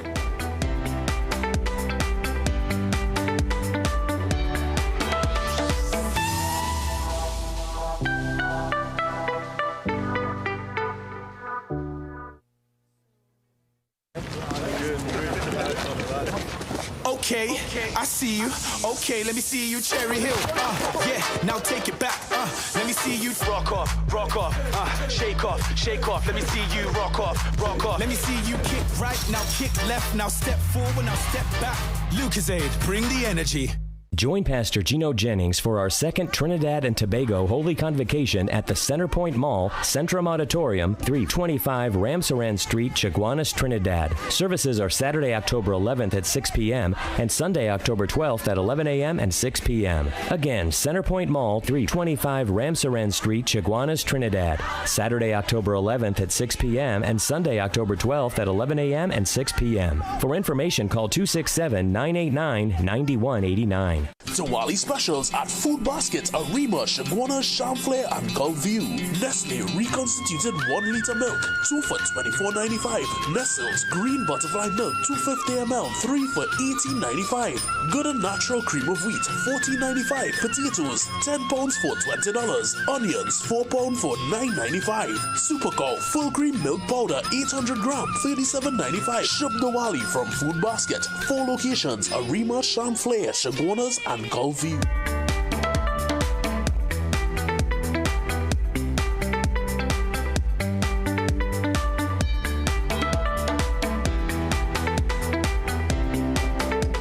Another year, another Color Splash. This is always a great engagement where secondary school children, they come out and they are able to interact with their peers and see in real time via skits and different dramatic presentations the impact of bullying. And I guess they go back with this renewed sense of purpose and a commitment to not, and I repeat, to not go down that road of taxing people, advantaging people, bullying people. This indeed, it's been a tremendous activation for many years. And Albert Marshall joins me, project manager of Color Splash. The first time we're actually doing the Zoom link up in quite a while. I know normally you're actually here with me live, Albert, but great to see you nonetheless. And congrats in advance on another year for Color Splash. Literally, I'm seeing you on the 15th of October. That's not this Wednesday, the following Wednesday, right? Yeah, that's correct. So, good morning. How you doing? Morning, man. Great to see you. Yeah, I would love. I like being in the studio with you, but because of work commitments, I'm unable to do that. So. I totally understand, and that's what the technology is for, man. We still will have the important conversation. So you're heading back to SAPA for this one? Right. So we actually have 2 conferences for the year. One in May, which caters for schools in North, East, and Tobago, and the other one in October, which will be Wednesday, the 15th of October, which caters for schools in South and Central. So this conference, we're looking at, the theme is getting to the root of it, bullying identification and prevention.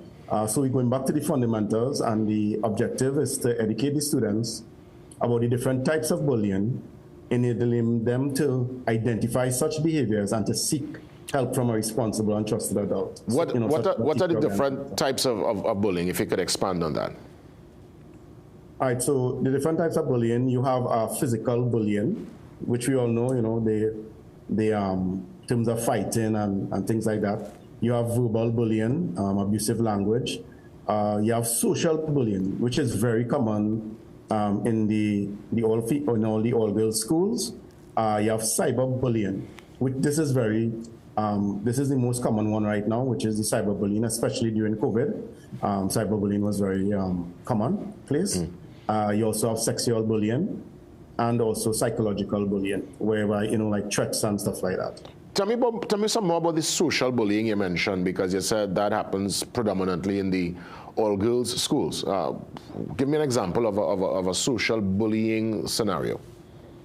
Right. So I would say like a social bullying is, or social exclusion. So it's used interchangeably, is where a group of girls come together and, they are the cool girls in the school. So they don't want, not everyone could belong to this group. And a lot of times they exclude others for different reasons. It could be like your complexion. It could be also your social status.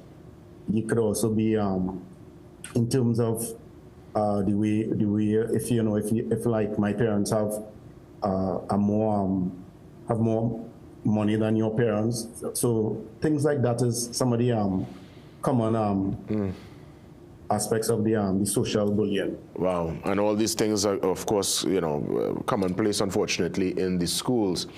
Let me ask you, in terms of keynote speakers, who are some of the top personalities addressing the young people on the 15th at SAPA? Right, so this year we have Dr. Wendell Wallace. So Dr. Wallace is a UE lecturer, and also he is a lawyer as well too. He has a lot of, he would what I would consider is like, in Trinidad, is like the subject matter expert in terms of bullying and stuff like that. He has a wealth of knowledge and background. He was also a lecturer at the Behavioral Sciences at the Trinidad and Tobago Police Service Academy. He is author of a book, Better to Be Alone Than in Bad Company. So the handbook is about gangs for Caribbean parents and children. So he has a wealth of knowledge in terms of bullying, and this is not the first time we have had him, but we felt the need to bring him back to reinforce the message to the students this year. That's right. Tell me some more about the Color Splash 5K. When exactly is that taking place? So we have that. So we have one coming up next month, which is the 2nd of November, which is Conquer the Hills, and then the 5K we have scheduled for next year, probably like around Carnival time, and then another during the July-August vacation. So how many activities during the year, in a calendar year, you all do? About four to about five? Yeah, so during the year we do about I would say like 5 to 6. So we have the Secondary Schools Anti-Bullying Conference, which is 2. We have about 3 or 4 of the runs, and also like we also do some interventions, and like if schools having real like a real issue or there's a real urgent situation, we also do interventions where we go to the schools individually and keep everything confidential and try and work with that particular class and give them that individual attention. So based on the current climate and what's happening in the schools, and I guess the government's mandate to be a little more hands-on and to lay down what I described as an iron fist, what's your take on TTPS officers, peace officers, being in the school to at least give that extra layer of, I would say, protection, intimidation? You could look at it however. But the fact is, last year this time, we didn't have police officers in school. We have officers in schools that are deemed sensitive, primary and secondary. What's the Color Splash Committee's position on that? So regarding the police in secondary schools, we think that it is something different, and we hope that there are like systems in place to check the impact. So far from, like based on some of the teachers that we would have spoken to on the ground, they are in favor of it, and they think that it is effective. So I just think that, to me, I think once they rotate the police officers and the police officers get the necessary training and the discipline remains with the school, it should work.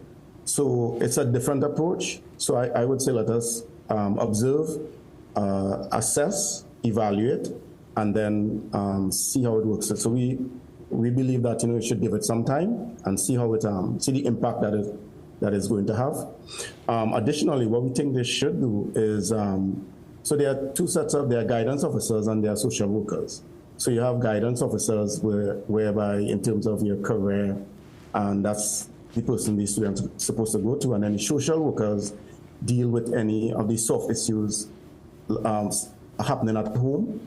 And I think currently in the system there are more guidance officers than social workers. So the guidance officers sort of have to fulfill the role of a social worker as well. So we think that, they should try to get more social workers and more school psychologists into the schools. Because many times when you see the teenagers are misbehaving in school or they're acting up, there's something going on at home. It could be a myriad of reasons. It could be abuse. It could be you have students like a parent is sick and they have to try to bring in an income to the household.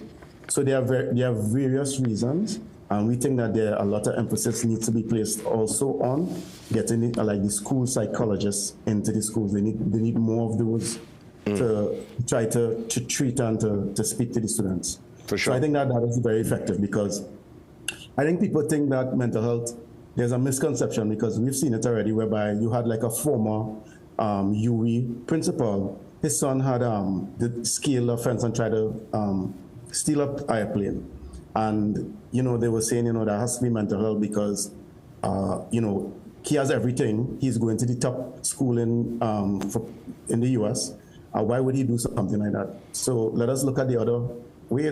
Let us look at another student. Students are going to school. Let's say they come from low-income households. They're at risk. They have a lot going on in home. Let's give you an example. Parents might be in and out of jail, or they might have an abusive parent, or they might have an abusive step-parent. So these are also issues that affect students from low-income housing. And we need to pay attention. We need to pay attention to that and provide the support. Because I certainly believe, we at Color Splash believe, that teenagers can transform. Of course, they're young, the mind is still developing, and I believe there can be that 180. Many people who are successful today speak to sometimes a troubled past, and they were given a chance, given an opportunity to catch themselves and to learn from their mistakes. So it's a very important mandate and initiative that you're doing. As we wrap things up, is it that you're already past capacity for the 15th, or could people still be part of what's happening at SAPA? No, we still have some spots available, but they are going quickly. So we would advise. So this caters for students in secondary schools in South and Central, and so we have some spots available. So if you're listening, just talk to the teachers, because we certainly invited the majority of schools in South and Central. If you're a school that is from out of the zone and is really an urgent situation, you could contact us at 296-6934, and we would try to address it. But we advise, please go through the schools, because we invited the schools to attend. And this is for the schools. And before I leave, I just want to thank the sponsors, because without them, this is certainly not possible. So we really have to thank Restaurant Holdings, which is Popeyes, Little Caesar, Burger King. We have Fruitopia and Oysters Water on board, Holiday Snacks, and of course, Caribbean Color Splash. We have some really nice giveaways from Burger King, Holiday Snacks, and Fruitopia. Additionally, we try to revamp the program every year, every cycle. For the first time in South, we're going to have a celebrity speaker. We won't give it away. And they would be speaking from the point of view of how they handle cyberbullying and how they respond to it, right? So those are some of the things. So if you Facebook, Instagram, Caribbean Color Splash. Albert Marshall, all the best as always, and congrats, man. Great initiative, and you always have a safe space to come in and promote when it's Color Splash time. All the best. Thank you very much, Jason. Have a good one. Same to you. We get ready as we look to wrap things up. We come back after the pause and we get some details. Again, it's mental health awareness, and there is a conference and awards that's taking place on Saturday at Radisson Hotel. Details after the break.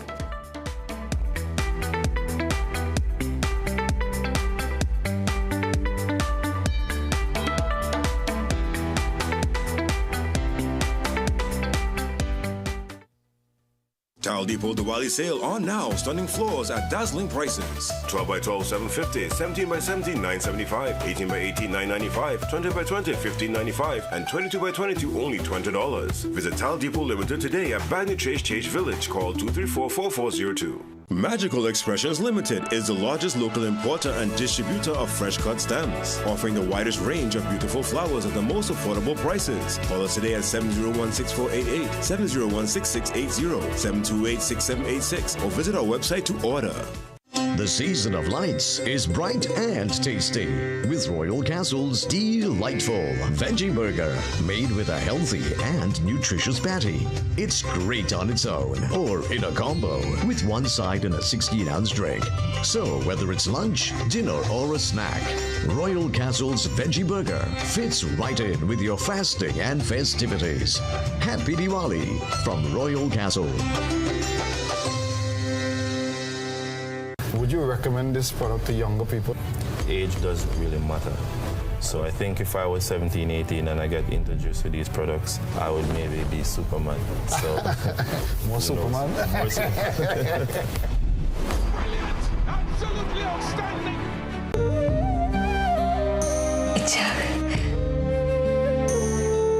आज तुमने हमारे परिवार को पूर्ण कर दिया।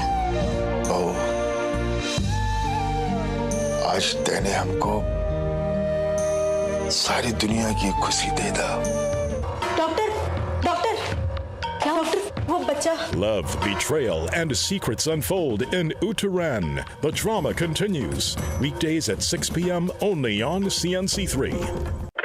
Tune in to Betterments with host Base, Monday through Thursday, 12 p.m. to 3 p.m. for a program that educates and is solution-based. Base tackles the issues that matter to you, providing a platform to speak your mind and find solutions. That's Betterments with Base, with a focus on education and resolution. This is all about making things better for you. So if you want to make a difference and have your voice heard, tune into Freedom 106.5 FM and join us for Betterments with Base, Monday through Thursday from 12 p.m. to 3 p.m. Better for you. Only on Freedom 106.5 FM, where we believe that your voice matters. Attention all listeners, are you ready for the ultimate news experience? Introducing the Trinidad and Tobago Guardian, the nation's first and most subscribed newspaper. We deliver where others can't. With the widest delivery network in TNT, you can have the Guardian delivered right to your doorstep or office every single day. Take advantage of our special annual subscription offer so you can stay on top of the leading stories even when you're on the go. Sign up today. Time is running out. Inquire about our 3-month and 6-month packages as well.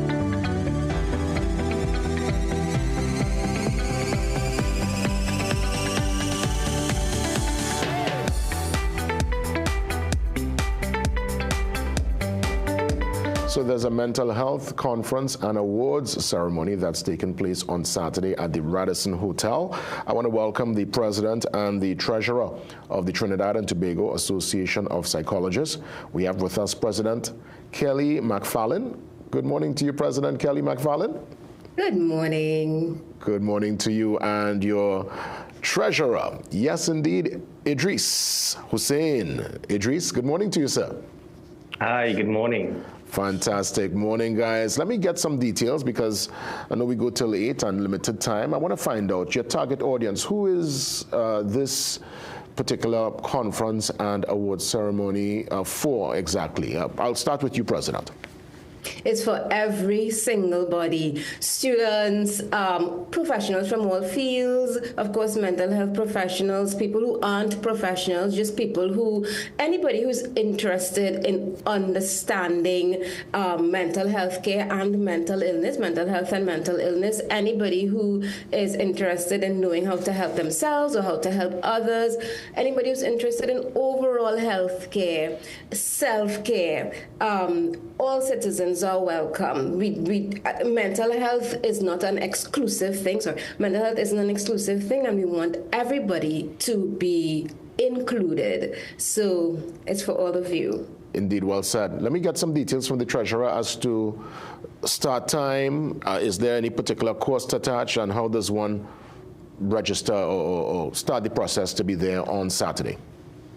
Yes, so there is a cost attached. The tickets are $500, and it's on Saturday, the 11th of October, at the Radisson Hotel. It starts at 8 a.m. And there's lots of cultural activities as well as research presentations. And then there's also the award ceremony part of it. So yes. Indeed, and for that awards part, President McFarland, give me some details. Who the folks with that will be recognized? Is it something based on nominations, or is it that people are coming knowing that they're going to receive an award for probably outstanding service within the field of psychology? So it's both. You had to be nominated in order to be considered for an award. And once criteria was met, we have a specific committee just dealing with awards with very strict criteria. So once you have been successful, your nominee, your nominator has been successful, you will be made aware that you will be receiving an award, and the awards range. The awards are for youth mental health advocates, lifetime achievement, people who work with children, people who do good mental health work in the community, media, tech. It's again, mental health is so inclusive. We all have we all have some level of influence in our society, in our workplaces, etc. when it comes to mental health. So it's quite a range of awards. Indeed, and I would imagine, this is a professional setting. This is no short pants, this is no short pants engagement. This is, you come well dressed, very professional, because, outside of the conference, we're talking here awards, so it's going to be a big deal on Saturday morning. It is. That's right. Idris, let me get some details. I'll let probably the president have the final say, but for those who want to contact the association, how can they do that, Idris? Yes, so if you want to contact the association, there's the website that we can go on, right? So that website would give you the information that you need for tickets, purchasing of tickets.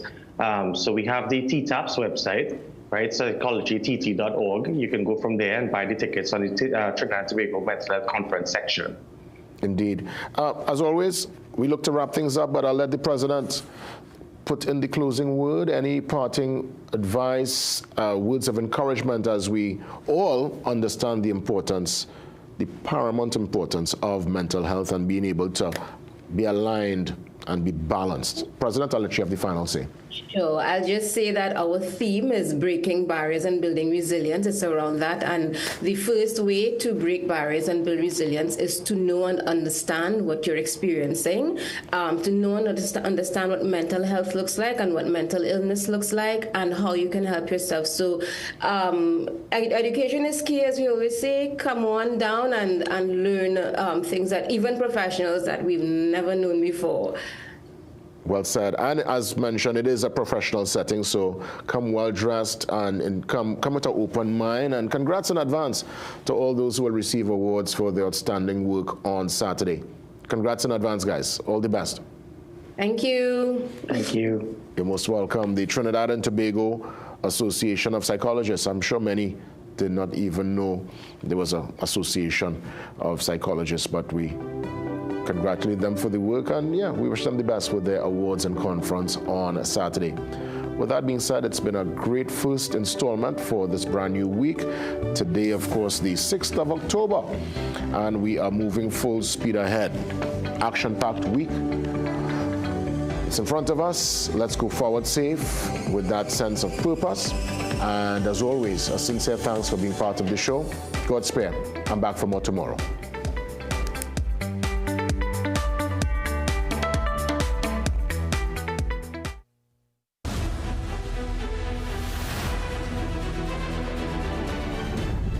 Brew is brought to you by Omega XL. Live long, stay strong.